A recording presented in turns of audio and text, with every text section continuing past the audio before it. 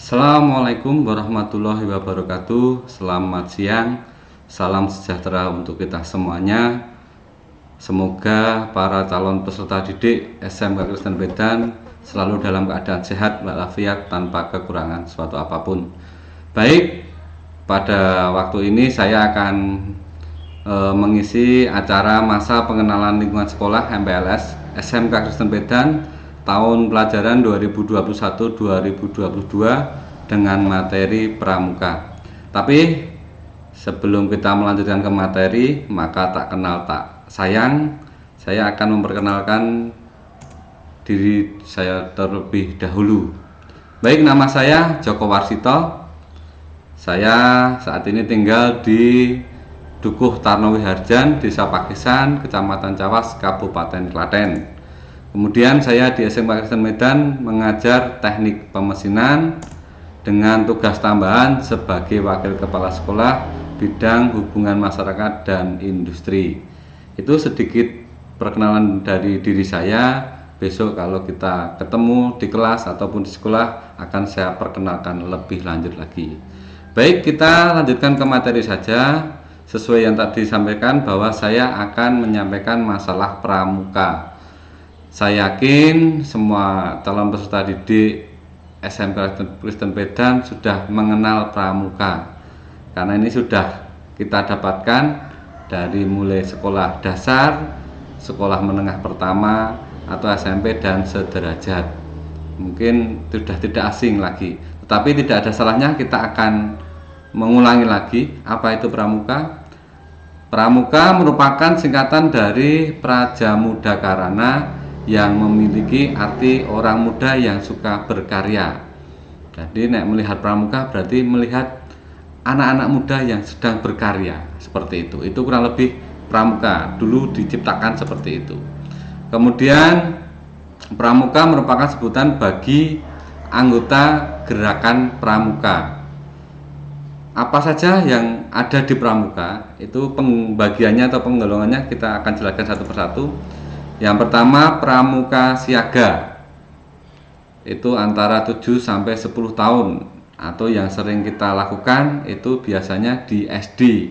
SD itu mulai umur 4 sampai kelas 4 sampai kelas 6 itu biasanya kita masuk di pramuka siaga.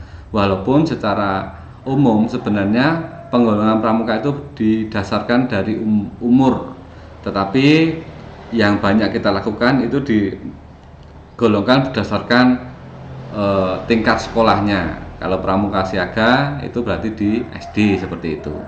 Tapi sebenarnya umur 7 sampai 10 tahun itu maksudnya di pramuka siaga. Kemudian di pramuka penggalang itu usia 11 sampai 15 tahun, tapi yang sering kita lakukan itu ketika masuk SMP berarti kita masuk di pramuka penggalang. Kemudian yang ketiga, pramuka penegak usia 16 sampai 20 tahun, itu biasanya ketika kita masuk di SMA atau di SMK atau yang sederajat itu disebut sebagai pramuka penegak.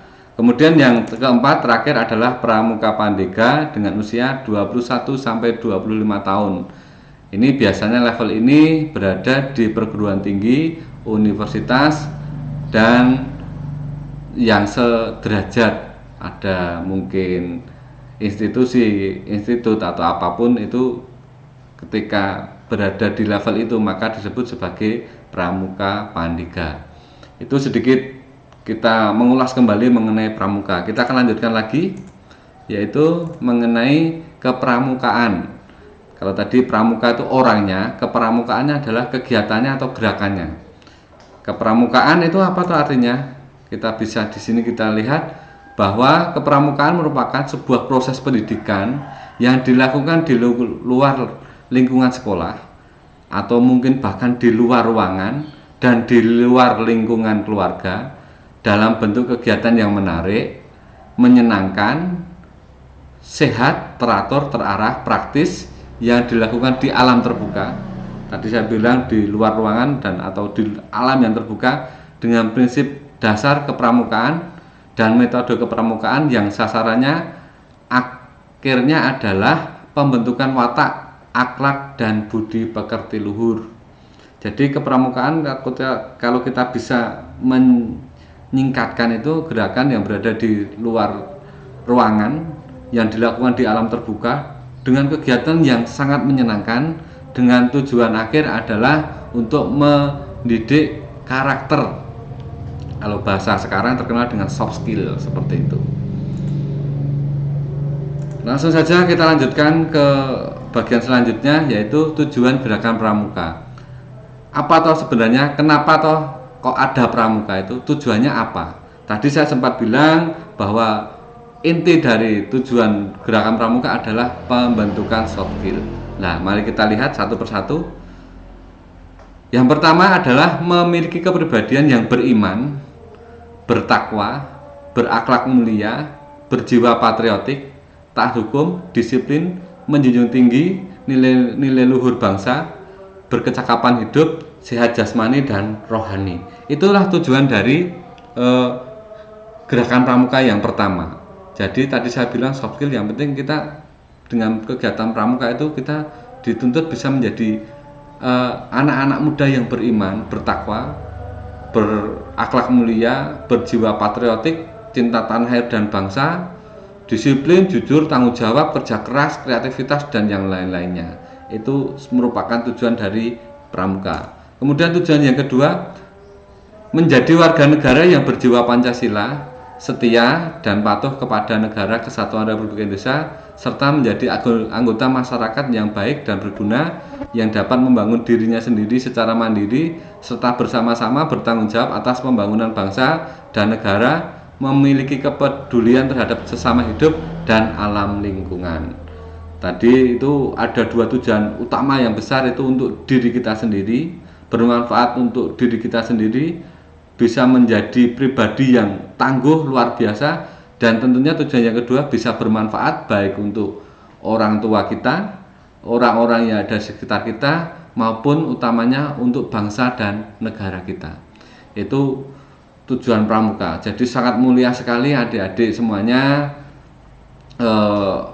Dari gerakan pramuka ini sungguh luar biasa. Maka nanti ketika kalian masuk di kelas 10 di SMK Kristen Medan, kalian wajib untuk mengikuti kegiatan kepramukaan.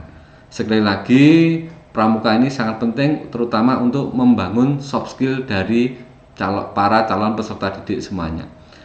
Dan saya sampaikan, salah satu tujuan kalian sekolah di SMK utamanya yang pertama adalah pembentukan karakter atau sikap atau soft skill. Selain dari kegiatan yang di sekolah, saya berharap dari kegiatan pramuka ini juga akan membantu membentuk karakter dari para calon peserta didik semuanya. Saya kira itu yang dapat kami sampaikan kepada calon peserta didik semuanya. Saya ucapkan terima kasih atas perhatiannya. Tapi nanti setelah video ini saya akan memberikan beberapa tugas, silahkan dijawab kepada adik-adik. Saya mohon kesungguhannya, ketulusannya, kerja kerasnya, tanggung jawabnya, sehingga bisa melaksanakan ini semuanya dengan baik. Saya mohon maaf jika ada kurang dan lebihnya. Saya ucapkan selamat bergabung di SMK Kristen Medan. Bersama SMK Kristen Medan, sukses kita bisa. Terima kasih, selamat siang. Assalamualaikum warahmatullahi wabarakatuh.